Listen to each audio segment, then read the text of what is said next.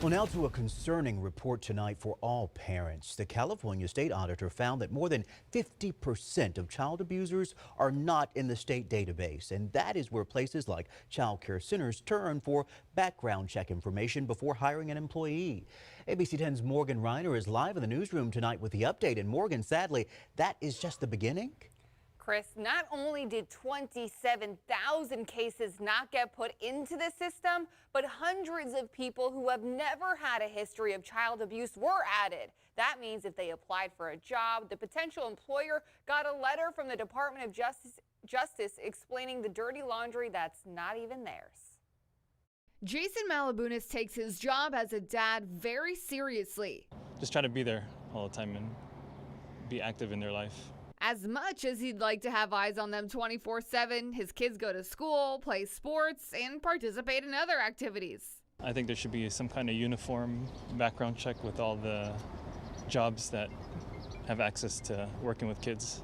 There is a background check, but the California state auditor found that just from 2017 to 2021, 52% of cases recorded on the county level were not put into the statewide Child Abuse Community Index. Authorized users of the system can request child abuse background checks to aid them in making decisions about hiring individuals to work at daycare centers or group homes, or when they need to place a child in someone's custody, such as with foster parents or adoptive parents.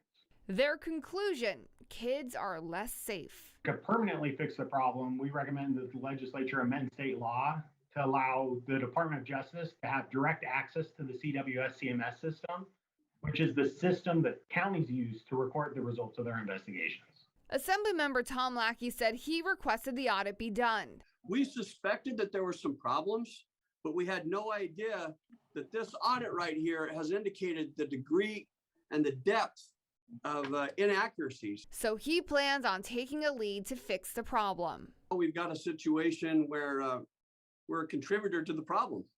The system that we have in place that we've been relying upon is very unreliable. And that's very hurtful, and it's a betrayal of trust. All right, Chris, so the obvious question to me is, if they found 27,000 cases that were not put into the Child Abuse Index, did any of those people end up working with kids? Well, they didn't track where the people ended up, is what the auditors told me, but they identified one person who requested a license to operate a daycare. The auditor reached out to the DOJ saying, hey, this person, they do have a child abuse background. But by that point, Chris, 18 months had already passed.